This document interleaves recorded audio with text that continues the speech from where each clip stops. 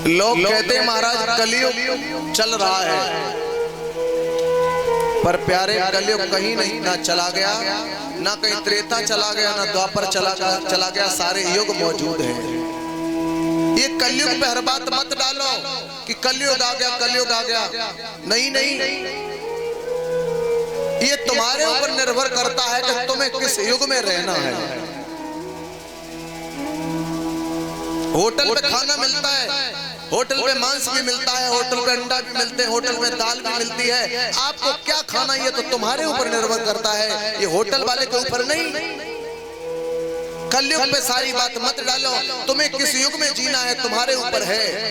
अगर तुम्हें त्रेता में जीना है तो तुम्हारे राम जैसे 4 भाई हैं, भले ही बंटवारा हो गया मगर बंटवारा होने के बाद भी 4 भाइयों में प्रेम बना रहे, 2 माताओं पिताओं को सल कुशल से बहुएं रोटी देती रहे। आप समझ लेना कि हम त्रेता में रहते हैं, हम ही द्वापर में हैं, हम ही सतयुग में हैं। और जहाँ घर में 4 भाइयों में सुबह उठने के बाद लाठी पलटी होती हो, देवरानी जेठानिया में रोज झगड़ा होता हो, भाई भाई में झगड़ा होता हो, हिस्सा बांट पे लेके गाली गलौज दी जाती हो, अंडा मांस मदरा का भक्षण किया जाता हो, आप समझ लेना कि हम ही कलयुग में हैं। एक पड़ोसी जब सुबह शाम आरती पूजा अच्छे विचार के लोग हैं, वो सत्युग द्वापर त्रेता की जिंदगी जी रहा है, और एक पड़ोसी मांस मदरा दारू पी पी के अपनी जिंदगी को नरक बना के कलयुग का नाम बदनाम करने में लगा है। कलयुग से बड़ा सर्वश्रेष्ठ कोई युग नहीं रहा। जो भी त्रेता आया, त्रेता में राम ने जन्म जरूर लिया पर मगर पूजा नहीं हो पाई, वो पूजा आज कलयुग में हो रही है। द्वापर में भगवान कृष्ण आए हैं, भगवान की पूजा नहीं हो पाई, वो पूजा इस कलयुग में हो रही है। लेकिन हे दुनिया वालों, इस कलयुग को बदनाम करने में आप लोग लगे हो, गलत काम करते हो, तो इस कलयुग को बदनाम करते हो कि कलयुग गलत है। मैं इस व्यास मंच से कहता हूं, इस युग से अच्छा कोई और युग नहीं था।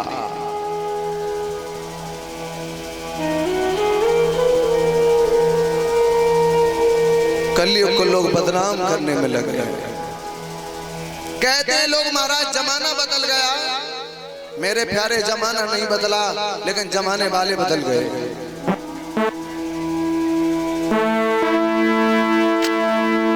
अरे सूरज न बदला और न चंदा बदला, और चंदा बदला, हरे न बदला जमीन आसमान, ये कितना बदल गया इंसान, ये कितना बदल गया इंसान, ये कितना बदल गया इंसान, ये कितना बदल गया इंसान।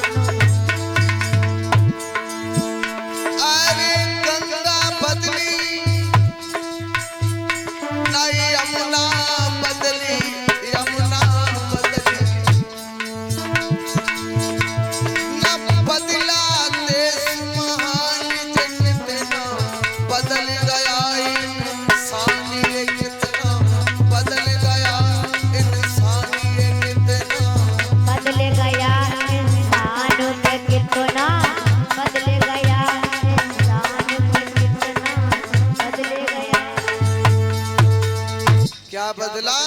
सूरज बदला, न चंदा बदला, न बदला जमीन आसमान। गंगा बदली न यमुना बदली, कौन बदला? इंसान। और ये इंसान भी नहीं बदला। इतना जरूर हो गया मास्टर साहब, थोड़े लोगों में ब्रांड हो गए। जैसे मक्का में हाइब्रिड देसी और ब्रांड होते हैं, तो कोई लंबा है ज्यादा बड़ा हो गया, हाइब्रिड है तो छोटा, पर छोटा हो बड़े फंक्शन पूरे होंगे, फंक्शनों में कमी नहीं होगी। तो लोगों में ब्रांड हो गए। और फिर महाराज बदला तो बदला क्या?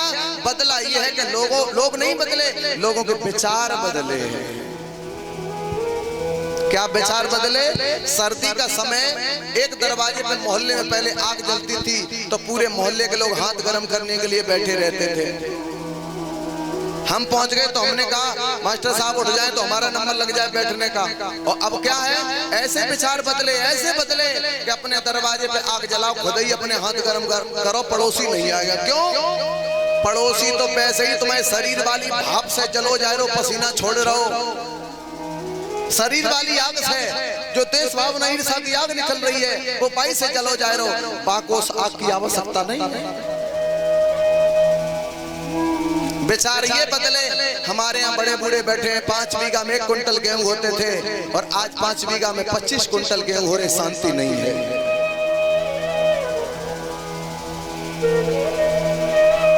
देश में भुखमरी बढ़ते बट ज्यादा समय नहीं लगेगा। ये विचार जो आज आपके हैं यही बने रहे तो पहले 4 भाई एक घर में गुजारा कर लेते थे, अब 4 भाइयों के लिए 4 घर।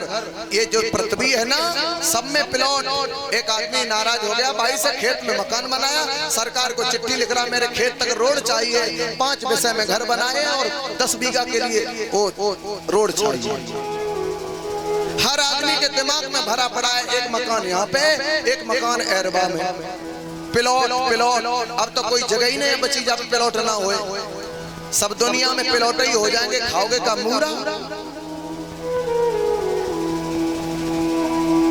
इधर प्लॉट, इधर बाप मर जाए तो कुन्ना में लगाओ, फिर बाप की जगह पक्की कराओ। ऐसे ही पूरा गांव हमारे सबकी पक्की कराओ, 10-15 बीघा तो ऐसे ही पक्का हो जाएगा। खाओगे क्या? ये देखो तुम्हारे बुजुर्गों ने शमशान बनाया था, उस शमशान में पूरे गांव की चिताएं लगती थी। आज तुम लोग अपने अपनी चिता को अपने अपने कोने में जाके लगाते हो। जिंदा बाप थे तब रोटी नहीं दी, अब बाप को धरे रहे पेट में मरने के बाद जगह पक्की करा देते। ये समाज के जो विकार फैला रहे हो, समाज में ये उल्टा सीधा जो काम चल रहा है, जी भावनाएं बदलो, भावनाएं। हर व्यक्ति संभलने की कोशिश करेगा तो नहीं बात बनेगी। एक क्षेत्र में एक राजा थे, परीक्षण को मास्टर साहब।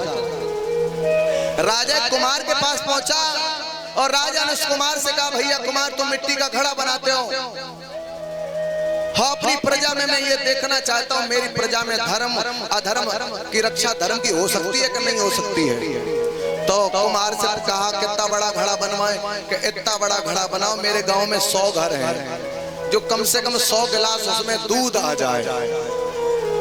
कुमार ने नाप लेके वो इतना बड़ा घड़ा बनवा दिया और घड़ा बनाने के बाद सबसे ईमानदार परीक्षित जी को समझा तो इन्हीं के यहाँ से शुरुआत होगी, इन्हीं के दरवाजे पर रख दिया। और पूरे गांव में राजा ने घर घर ढिढोरा पीट दिया, हे गांव के लोगों मुझे ये देखना है कि तुम लोग धर्म की रक्षा कर सकते हो कि नहीं कर सकते हो, जिम्मेदारी निभा सकते हो कि नहीं निभा सकते हो। तो बोले महाराज करें क्या?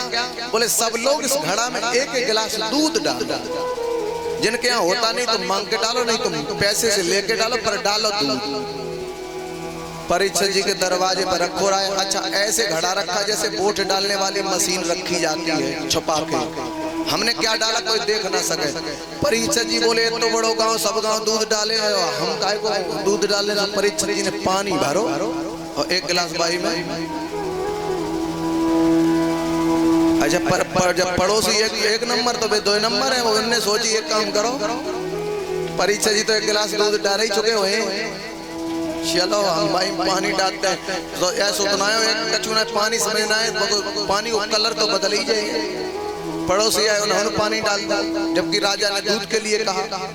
तीसरे वाले ने देखा, उसने कहा 2 गिलास में 1 गिलास पानी अपने आप भागेगा, उसने भी आके डाल दिया। अब 3 गिलास पहुंच चुके। चौथा बोला वाह भाई वाह, 3 लीटर में तो 1 लीटर पानी हमेशा से चलते रहो, बाबा के जमाने से अब कौन रोक सकता है। और जब मालूम है आपको 3 तोला सोने में 1 तोला तांबा हमेशा से चलता रहा, वो आज भी चलता है। 3 तोला अगर सोना आप बनवा रहे हैं तो 3 तोले में 1 तोला तांबा हमेशा से चलता है, वो आज भी चलता है। तो तीसरे व चौथे वाले ने सोचा 3 गिलास में 1 गिलास तो पानी अपने आप भागेगा, उसने भी पानी। यहाँ तक हुआ कि पूरे गांव से उस घड़ा में एक भी दूध की बूंद नहीं आई और सब घर से पानी पहुंच चुका। राजा ने पूछा भैया दूध पहुंच चुका? हाँ महाराज काम फाइनल हो चुका है। अब भीड़ लगी। राजा जिस समय मंत्रियों के साथ उस घड़ा को खुलवाया और राजा ने जिस समय देखा तो पानी का मन भी गंदा नहीं था, 1 गिलास बूंद दूध नहीं थी। राजा ने कहा वो गांव वालों आज मैं समझ गया हूँ तुम लोगों ने इसमें धर्म रूपी दूध नहीं डाला है, धर्म रूपी दूध ना डाल के आप लोगों ने इसमें कपट रूपी पानी डाला है। आज मुझे मालूम हो गया कि मेरे समाज में धर्म की रक्षा कभी नहीं हो सकती है। तो धर्म की रक्षा के लिए जब तक गांव का हर इंसान अपनी जिम्मेदारी नहीं समझेगा तब तक धर्म की रक्षा हो, चाहे हमारे समाज की सुरक्षा हो, चाहे हमारे संतान की देखभाल हो, वो कभी जीवन में नहीं बन सकती है। मास्टर साहब आपके जमाने में वो डब्बा चलता था, उसमें 3 लड़का छपे रहते थे। एक कान में उंगली डाले रहता था, किसी की बुराई ना सुनो, और एक उंगली रखे रहता था, जबान पे किसी की बुराई ना करो, एक कान आंख में उंगली लगाए रहता था। अब वही जमाना आ गया। पहले मेरे समय में मुझे मालूम है, अगर किसी की चोरी करने जा रहे, गलत काम करने जा रहे, तो गांव के हर व्यक्ति से डर लगता था, हर व्यक्ति से डरते थे। और आज की संतान, बाप भले ही आ जाए तो डर जाए ना, मुश्किल की बात है। और तुमने किसी की संतान, लड़का लड़की उल्टा सीधा चलता, तुमने जाके कह दिया तो तुम्हें पे जूता पड़ेगा। बोले हमने 9 महीना पेट में रखा, हमारी संतान बनने अच्छी रास्ते पे जा रही, आप मेरी संतान की बुराई कर रहे हो, तुम्हारे आंखों में खटक रही है। तो अब लोग भी कहने लगे, अब हमें किसी की बुराई नहीं करना तो मुंह पे उंगली, कान में डाले ना सुनना, आंख में पट्टी डाले। और तुलसीदास ने रामचरितमानस में लिखा, अब चलन दे मार्ग सोई जाको जो भावा, और पंडित सोई जो गाल गलवा। तो अपनी छुपाए फिर रहे, अपनी छुपाने का मतलब एक दृष्टांत मास्टर साहब, एक लड़की थी, दोनों आंखों से अंधी, दोनों आंखों से अंधी। तो एक मझिया से कहा कि लड़का देखो कोई बढ़िया रोजगार हो। तो मझिया ने कहा हाँ लड़का है। तो लड़का दोनों पैरों से रहे लंगड़ा, सो किराने की दुकान में बढ़िया काउंटर बनाए बैठो। सो वो लड़की के बाप को दिखाओ, लड़का देख ले, ऊपर से हष्ट पुष्ट रहा है, बोले बहुत बढ़िया, बयाना दे दिया, शादी फाइनल। लड़की वाले ने लड़का के बारे में ना समझ पाई, और लड़का वाले ने लड़की के बारे में ना समझ पाई। इधर बारात तैयार हो गई, बारात तैयार हुई, लोगों ने कहा एक काम करो, जब वहां पे लड़का पटा पे ले जाओ बरोटे पे, तब लोग देख लेंगे जगह पैर ना आए। उसमें एक होशियार आदमी बोले एक काम करो, जब बरोटे को नंबर आए तब तक बिठा में लगा दो आगी, और गांव वाले बिठा में आगी को जाए, तब तक लड़का को बिठा दो पटा पे। बोले बड़े दिमाग की बात है। यही हुआ कि बारात इधर से पहुंची तो बैंड बाजे बज बज के लड़का करिया शीशा गाड़ी के भाई ऊपर से धस पुष्ट रहा है, तौलिया उलिया डाले नीचे, समझ ही ना पाए लोगों ने। अब लड़का बैंड बजते बजते पहुंच गया। और ऐसा जमाना है कि बाप और बेटी के रिश्तों में आज के बाप अपनी बेटी को कहते हैं कि यार तुम कहां जा रही हो। बाप कहता है बेटी से यार कहां जा रही हो। यही नहीं कि हम यार किसको बोला जाता है, ये हमारी लड़की, इसको हम क्या बोल रहे हैं। और बाप भी जिस समय लड़की की बारात आए तो बैंड बाजे से कहते हैं, बैंड बजेगा, ढोल बजेगा, आएगी बारात, दुल्हन तो जाएगी दूल्हे के घर राजा के साथ। लड़की के ब्याह में बैंड में बापू नाच रहे। आज मेरे यार की शादी है, बताओ बिटिया को ब्याह है, लड़का को बाप दारू पी के गाना लगवा रहे हो, आज मेरे यार की शादी है। अब क्या हुआ, बारात पहुंच गई तो बारोठे के गांव की लड़कियां गीत गाए मास्टर साहब। और कौन सा गीत गाए?